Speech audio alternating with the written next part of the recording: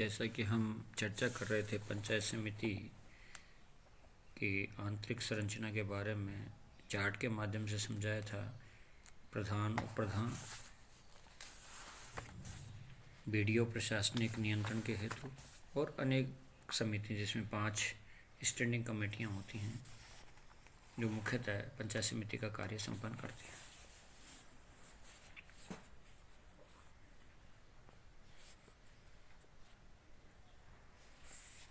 चूँकि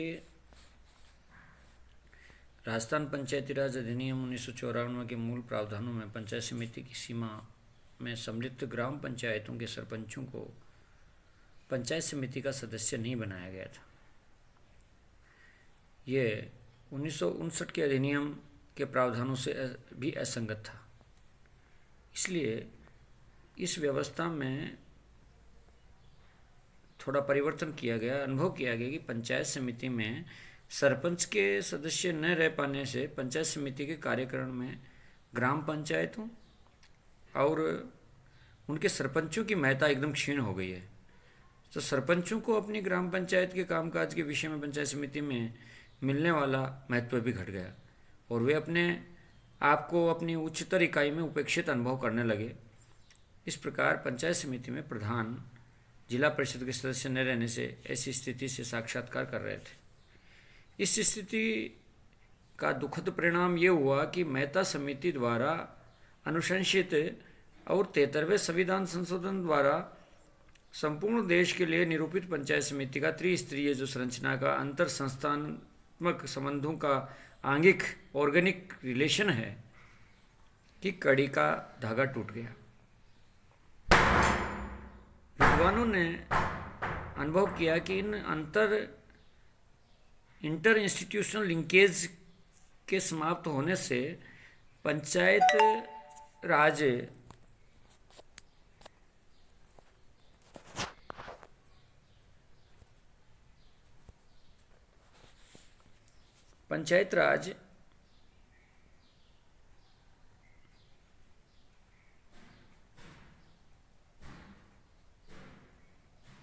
की संरचनाओं में विद्यमान समरसता समाप्त हो गई है और तीनों संस्थाओं के कार्यकरण में एक दूसरे की सहमति और प्रभाव न केवल शून्य हुआ है, अपितु उनमें पारस्परिक सद्भाव और समन्वय का वातावरण भी समाप्त हो गया है।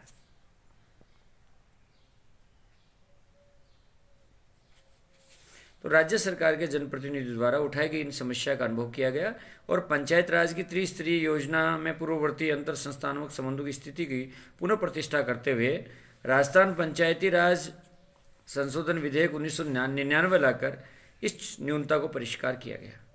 अब ग्राम पंचायतों के सरपंच पंचायत समिति के और पंचायत समिति के प्रधान जिला परिषद के सदस्य बना दिए गए। यद्यपि उन्हें प्रधान और जिला प्रमुख के निर्वाचन या हटाए जाने की प्रक्रिया से पृथक रखा गया है और यही नहीं, पंचायत समिति की बैठकों में भी मताधिकार भी नहीं दिया गया है। पंचायत समिति के चुनावों की व्यवस्था में अनुसूचित जाति, जनजाति, पिछड़े वर्ग, महिलाओं के लिए आरक्षण का प्रावधान भी अधिनियम में किए गए हैं, जिनका इस प्रकार से विवरण है। स्थानों का आरक्षण 73वें संविधान संशोधन के प्रावधान के अनुसार पंचायत राज पीआरआई में पंचायत राज संस्थाओं में पीआरआई में अनुसूचित जाति, जनजाति, पिछड़े वर्ग तथा महिलाओं को समुचित प्रतिनिधित्व की व्यवस्था नहीं थी। वस्तुतः कोई भी लोकतंत्र तब तक सार्थक नहीं हो पाएगा जब तक निर्वाचन व्यवस्था के माध्यम से समाज के सभी वर्गों को शासन के कार्यों में भागीदारी का सम्यक अवसर या समान अवसर प्राप्त न हो। पंचायत राज संस्थाओं के कार्यकाल में स्वतंत्रता के पश्चात परिव्याप्त विसंगतियों का निवारण करने की दृष्टि से सरकार ने 73वां संविधान संशोधन के माध्यम से समस्त राज्यों की सरकारों को यह संदेश पहुंचाने का प्रयास किया कि इन संस्थाओं में इन वर्गों का समुचित प्रतिनिधित्व की व्यवस्था सुनिश्चित की जानी चाहिए।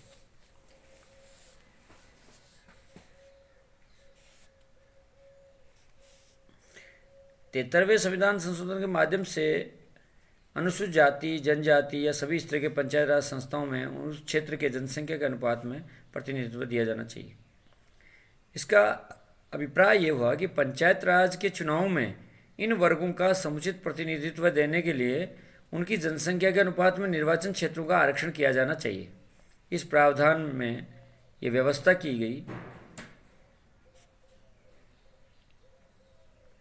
कि संविधान संशोधन अधिनियम ने ये व्यवस्था थी कि अनुसूचित जाति जनजाति के लिए आरक्षित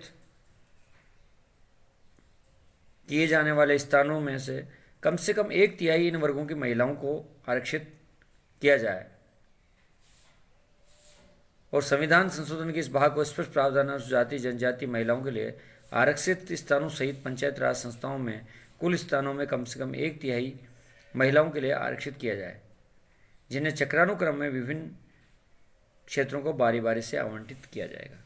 इस संविधान संशोधन में प्रावधान भी किया गया कि अनुसूचित जाति जनजाति महिलाओं के लिए प्रत्येक स्तर पर पंचायत राज इकाइयों के अध्यक्षों के स्थान आरक्षित करने से संबंधित राज्य विधानमंडल अधिनियम बनाकर प्रावधान कर सकेंगे, किंतु पंचायत राज निकायों में अध्यक्ष को आरक्षित किए जाने वाले के स्थान पर उसी अनुपात में होने चाहिए जितनी जनसंख्या इन राज्यों में इन वर्गों की है। इस प्रकार अध्यक्ष के आरक्षित किए जाने वाले स्थानों में से 1/3 महिलाओं के लिए आरक्षित किए जाने का प्रावधान किया गया था। इसी आरक्षित किए जाने वाले सभी स्थानों चक्रानुक्रम से बारी बारी से आवंटित किए जाते रहेंगे। अनुसूचित जाति जनजाति के लिए आरक्षित किए जाने वाले स्थान अध्यक्ष हेतु आरक्षित किए जाने वाले स्थान सहित संविधान के अनुच्छेद 334 के प्रावधानों के समाप्त हो जाने पर स्वतः ही समाप्त हो जाएंगे। जो इनका राजनीतिक क्षेत्र में आरक्षण है, रिजर्वेशन है, ये संविधान का अनुच्छेद 334 का प्रावधान है, और अगर ये समाप्त हो जाएगा तो ये स्थिति स्वतः ही समाप्त हो जाएगी।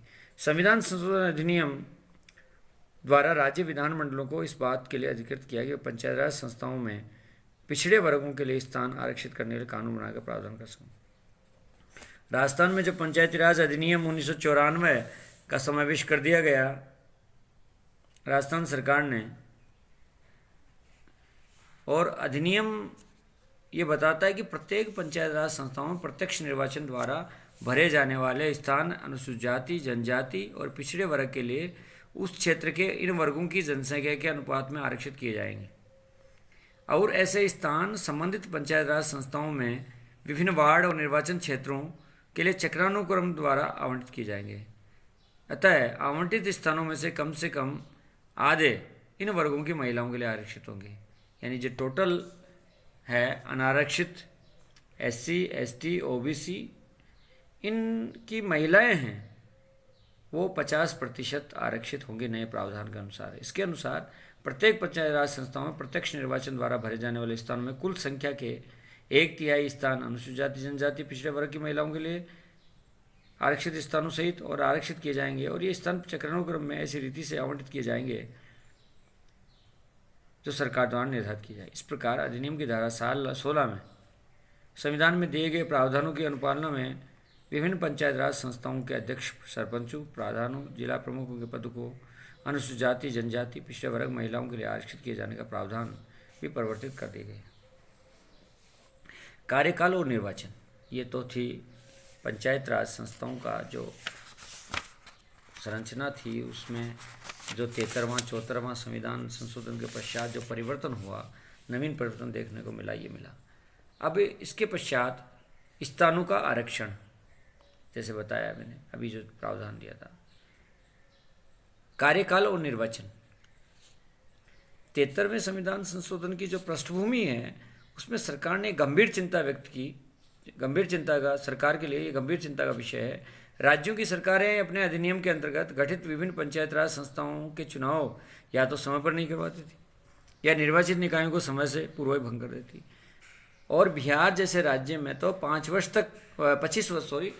बार कार्यकाल के अर्थात 25 वर्ष तक चुनाव नहीं हुई, क्योंकि राज्य सरकार सक्षम नहीं थी कि हम गाँव में मुखिया का चुनाव करवा लें अर्थात सरपंच का चुनाव करवा लें।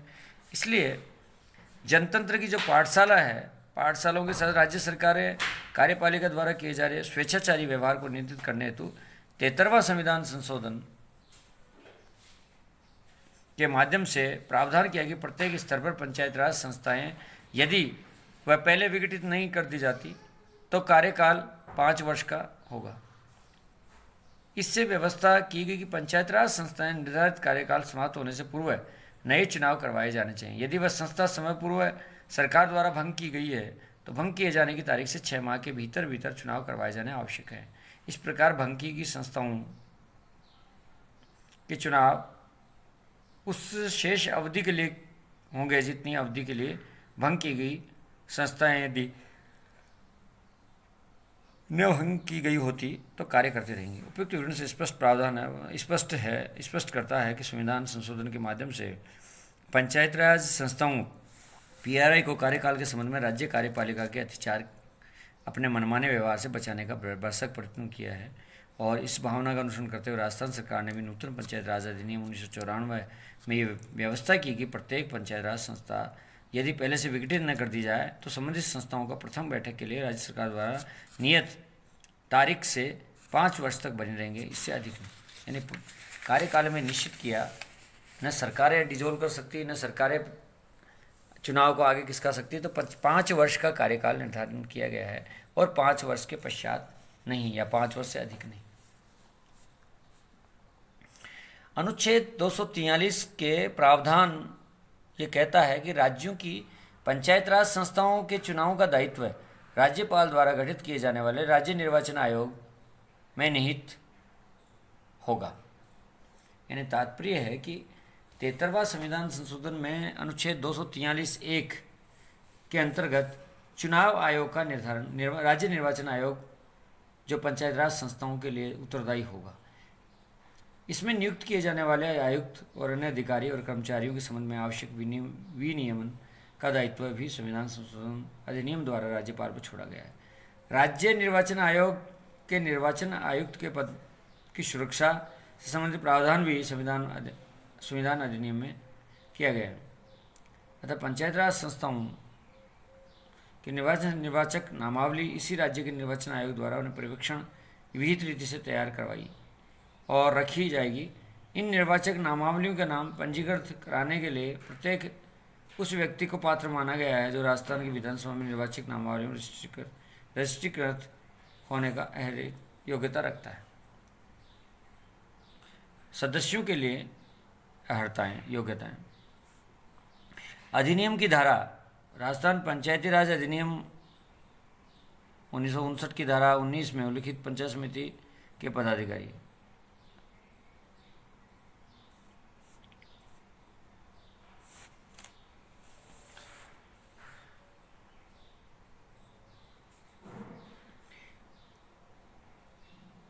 राजस्थान पंचायती राज अधिनियम की धारा 19 में पंचायत राज संस्थाओं के लिए चुने वाले सदस्यों की अर्हताओं के संबंध में उल्लेख किया है। इन अर्हताओं का विवरण ग्राम पंचायत से संबंध विगत अध्याय में दिया है। पंचायत समिति चुने जाने वाले सदस्यों की अर्हताएं प्रभावी होंगी। यानी कहने का मतलब ग्राम पंचायत के जो सदस्यों का अर्हता है, अर्हता का निर्धारण है, उसी प्रकार से पंचायत समिति के सदस्यों का भी निर्धारण किया गया है। जैसी अर्हताएं पंचायत समिति सदस्य के लिए है वो अर्हताएं पंचायत समिति सदस्यों के लिए भी है।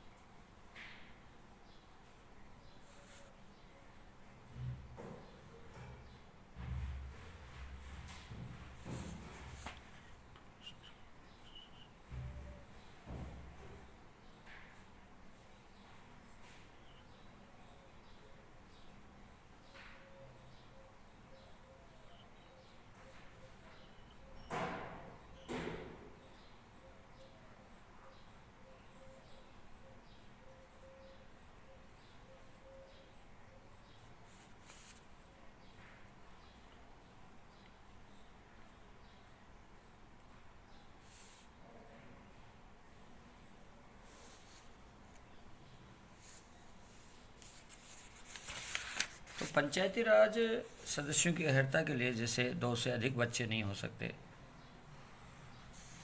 राजस्थान विधानमंडल के निर्वाचक प्रयोजनों में तत्संबंध प्रवर्तित अधिनियम द्वारा कोई व्यक्ति 21 वर्ष की आयु प्राप्त कर ली है तो इसका चुनाव लड़ने के लिए योग्य है।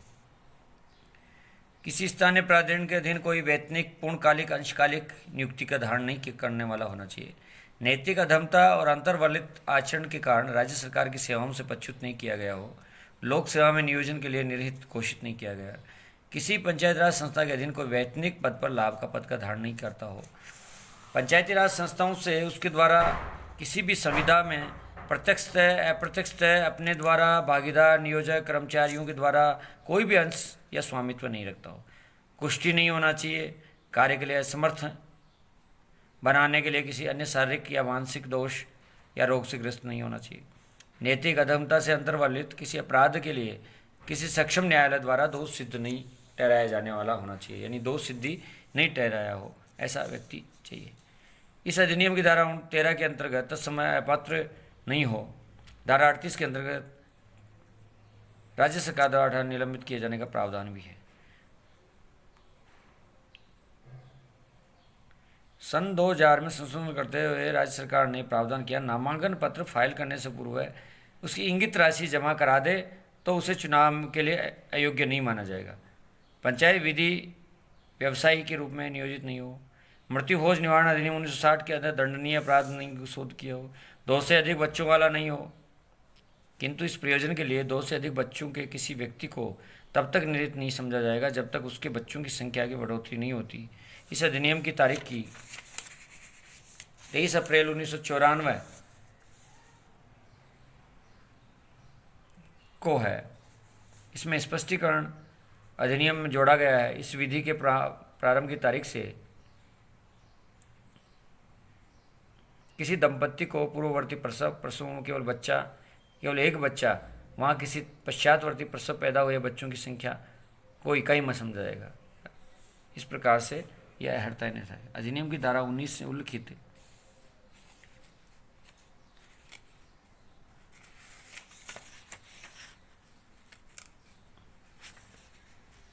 पंचायत समिति के पदाधिकारी,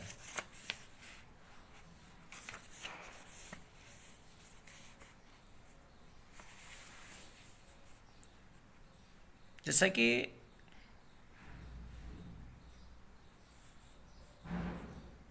पंचायत समिति के कार्य संचालन में जिन पदाधिकारियों का प्रमुख योगदान है उसमें प्रधान, उप प्रधान, विकास अधिकारी, प्रसार अधिकारी और अन्य कर्मचारी। प्रधान उप प्रधान का निर्वाचन, पदावधि, अविश्वास प्रस्ताव। प्रथम 2 अधिकारी प्रधान उप प्रधान पंचायत समिति स्तर की जनता के द्वारा निर्वाचित प्रतिनिधि होते हैं, जबकि विकास अधिकारी अन्य प्रचार अधिकारी राज्य की नियमित लोक सेवा के अंग हैं। खंड स्तर पर पंचायत समिति द्वारा निर्धारित नीतियों का क्रियान्वयन करने और राज्य सरकार द्वारा खंड स्तर पर कार्यान्वयन हेतु स्थानांतरित परियोजनाओं के निष्पादन हेतु जनप्रतिनिधियों और लोक सेवकों के उत्तरदायित्व को पंचायत समिति स्तर पर संयुक्त किया गया है। लोकतांत्रिक विकेंद्रीकरण की इस सर्वाधिक शक्तिशाली इकाई के स्तर पर सैद्धांतिक तौर पर यह अपेक्षा की गई है कि विकास योजनाओं के निष्पादन में जनप्रतिनिधि और लोक सेवक मिलकर कार्य करें।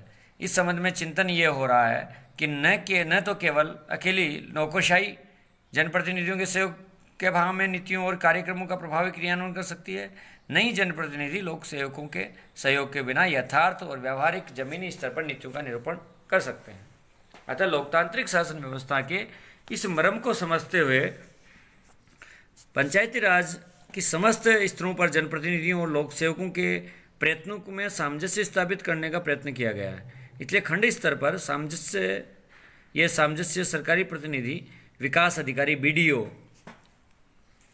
ब्लॉक डेवलपमेंट ऑफिसर जो RS अलाइड होता है, और जनप्रतिनिधि प्रधान के माध्यम से ये सुनिश्चित किया गया है।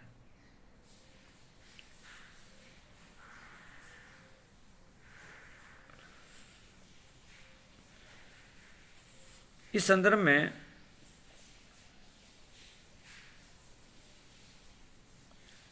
अधिनियम ये प्रावधान कर पंचायत समिति के निर्वाचित यथाशक्य शीघ्र अपने में से 2 सदस्यों का चुनाव क्रमशः उसके प्रधान और प्रधान होने के लिए करेंगे।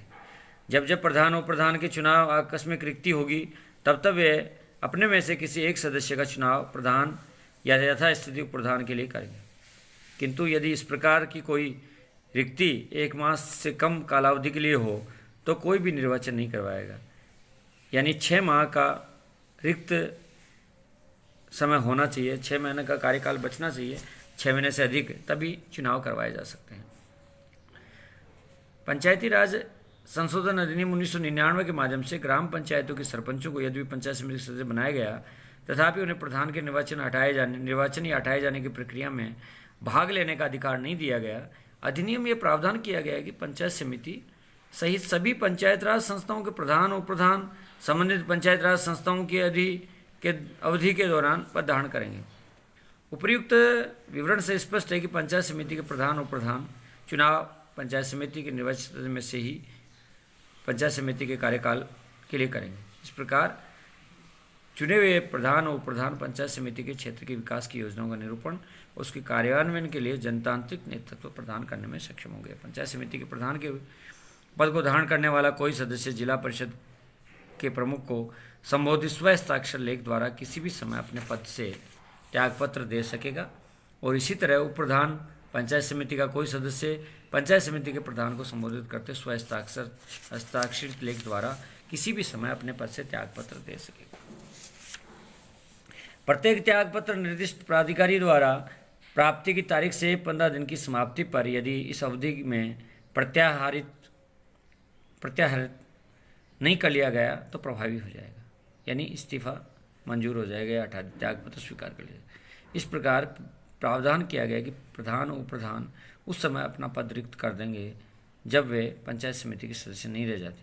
अधिनियम का प्रावधान उप प्रधान निम्नलिखित परिस्थितियों में भी रिक्त हो सकता है यदि ऐसा पद धारक पंचायत समिति का सदस्य बने रहने के लिए अपात्र हो जाए, अपने पद से हटा दिया जाए, अपने पद से त्यागपत्र दे दे, और यदि किसी तथ्य का नोटिस पदाधिकारी के विरुद्ध अविश्वास प्रस्ताव पारित हो गया है, पंचायत समिति के सूचना पट पर उसका नाम चिपका दिया है, चस्पा कर दिया गया है, तो वह इन परिस्थितियों में रिक्त हो सकता है। इसलिए पंचायत समिति के प्रधान उप प्रधान के इस प्रकार रिक्त किए गए पद की सूचना राज्य निर्वाचन आयोग को तुरंत दिए जाने का प्रावधान किया गया है और इस रिक्ति को भरने के लिए निर्धारित तिथि से निर्वाचन आयोग चुनाव करवाएगा। इस प्रकार निर्वाचित प्रधान और उप प्रधान शेष अवधि के लिए पद धारण करेगा, जिसके दौरान यदि रिक्ति नहीं हुई तो पद छोड़ने वाला प्रधान उप प्रधान पद धारण करने वाला अधिकारी होगा। पंचायत समिति में पदाधिकारियों के अविश्वास प्रस्ताव के माध्यम हटाए जाने का प्रावधान इस अधिनियम किया गया है। इस संबंध में विगत अध्याय में सरपंच उप सरपंच के विषय में किया गया वही प्रक्रिया पंचायत समिति के अन्य पंचायत समिति संस्थाओं की। अविश्वास प्रस्ताव के अतिरिक्त राज्य सरकार को सुनवाई का अवसर देने, आवश्यक जांच के पश्चात लिखित आदेश द्वारा पंचायत समिति के प्रधान उप प्रधान को कार्य करने से इनकार करने, असमर्थ हो जाने से कर्तव्यों को निर्वहन करने, अपकृति कर आचरण का दोषी सिद्ध हो जाने, हटाने से पूर्व निलंबित किए जाने के लिए सक्षम बनाया गया। किसी निर्णयों के कारण सदस्य को अपात्र घोषित हो जाए, जैसे कि 3 समवर्ती बैठकों में बिना लिखित सूचना के अनुपस्थित रहता है, यानी कोई भी प्रधान उप प्रधान है वो पंचायत समिति की क्रमवर्ती 3 बैठकों में अगर अनुपस्थित बिना लिखित सूचना के अनुपस्थित रहता है, त्यागपत्र देने, सरकार द्वारा हटाए जाने, मृत्यु हो जाने, निर्धारित 3 माह की अवधि में शपथ लेने में विफल रहने, पंचायत समिति सदस्यों की सदस्यता समाप्त हो सकती है। यहाँ स्पष्ट है, समीचीन प्रतीत होता है कि पंचायत समिति के किसी प्रधान उप प्रधान को पंचायत समिति के निरपवाद रूप से सदस्य भी होते हैं कि सदस्यता उपयुक्त कारण से समाप्त हो जाती है यदि वह पदाधिकारी के रूप में अपने पद से मुक्त हो जाएंगे। किसी भी सदस्य की अपात्रता का निर्णय अधिनियम के प्रावधानों के अधीन सक्षम प्राधिकारी द्वारा ही किया जाएगा। प्रधान के कृत्य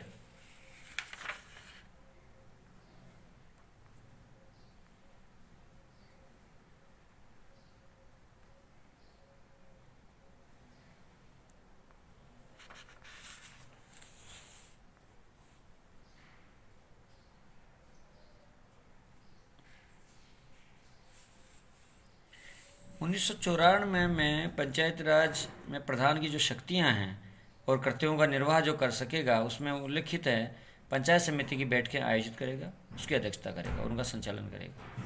उसके सभी रिकॉर्ड अभिलेखों का उसके सभी अभिलेखों तक पूर्ण पहुंच रखेगा।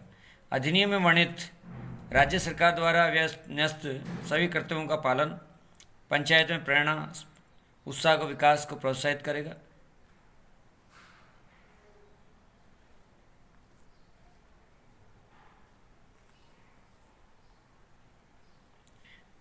प्रेरणा और उत्साह के विकास को प्रोत्साहित करेगा। योजनाओं और कार्यक्रम मार्गदर्शन स्वैच्छिक संगठनों के विकास में सहायता देगा। पंचायत समिति और स्थायी समिति में पारित संकल्पों के क्रियान्वयन को सुनिश्चित करने के लिए विकास अधिकारी पर पर्यवेक्षण और नियंत्रण रखेगा। पंचायत समिति के वित्तीय और कार्यपालक प्रशासन का संपूर्ण पर्यवेक्षण कर सकेगा। पंचायत समिति क्षेत्र में प्राकृतिक आपदाओं से प्रभावित होने वाले को तुरंत सहायता उपलब्ध करवाए जाने के प्रयोजन हेतु विकास अधिकारी के परामर्श से किसी एक वर्ष में 25,000 रुपये की कुल राशि तक स्वीकृत करने का आपात शक्ति रखेगा। राजस्थान पंचायत राज अधिनियम 1996 की धारा 35 में यह प्रावधान किया गया है कि किसी पंचायत समिति का प्रधान अधिनियम में वर्णित उपयुक्त कार्यों के अतिरिक्त निम्नलिखित कर्तव्यों का निर्वहन सुनिश्चित करेगा। पर्यवेक्षण के कार्य, प्रधान से अपेक्षा की पंचायत समिति के समस्त कार्यों का पर्यवेक्षण कर सकेगा, समय समय पर मार्गदर्शन करेगा। आरक्षित वर्गों से निर्वाचित सदस्यों, सरपंचों और पंचों को प्रशिक्षण मार्गदर्शन का दायित्व प्रदान करेगा। साधारण करते स्थानीय समस्याओं को पहचान कर संबंधित जिला स्तरीय अधिकारियों की चर्चा हेतु सार्वजनिक शिकायतों को दूर करने के लिए अगली पंचायत समिति की बैठकों में आमंत्रित करना। विकास संबंधी जो कार्य हैं कृत्य हैं उनमें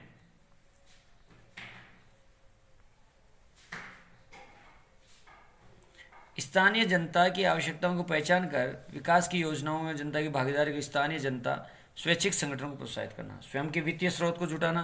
नियम में प्रावधान है, यह अपेक्षा की गई है कि पंचायत समिति अन्य सदस्यों से परामर्श कर राजस्व और गैर राजस्व जुटाने का प्रयास करें। पंचायत समिति के विकास अधिकारी और अन्य प्रसार अधिकारी के विषयों में आवश्यक विवरण अध्याय के आगामी चर्चा करेंगे। पंचायत समिति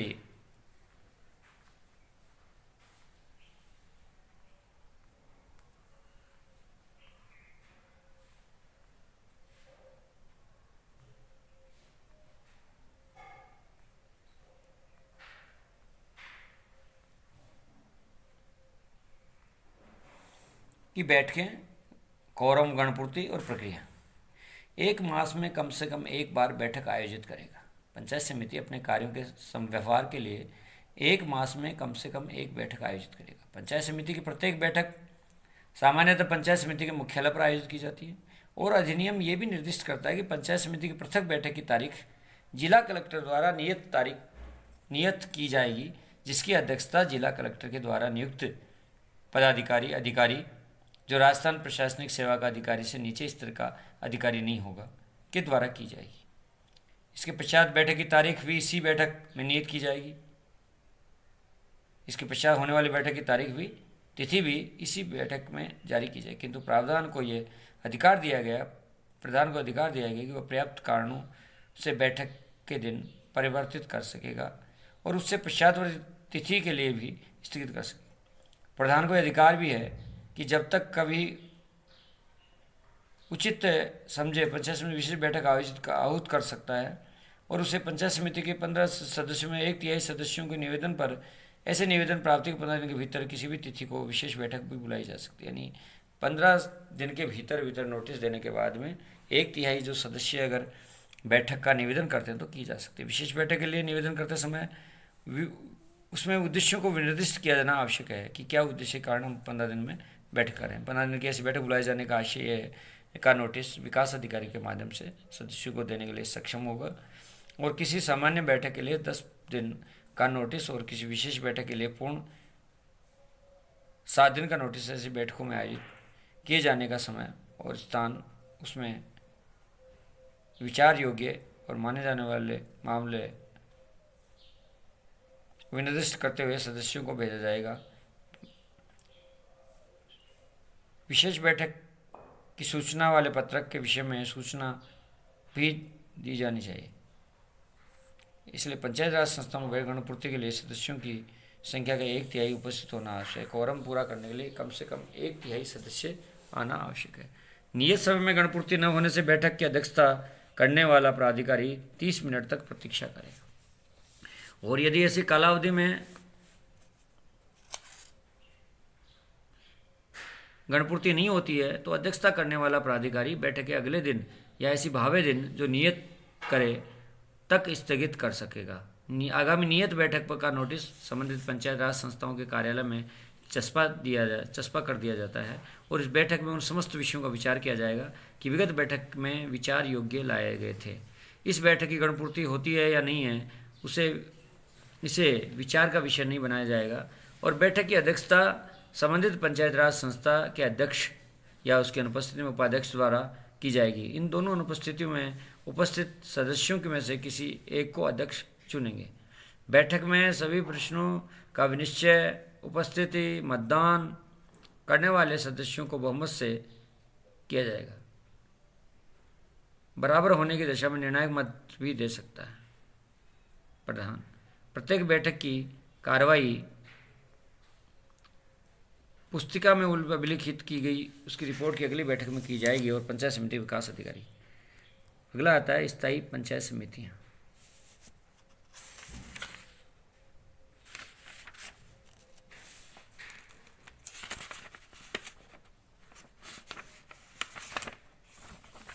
आज के लिए अभी इतना ही काफ़ी है।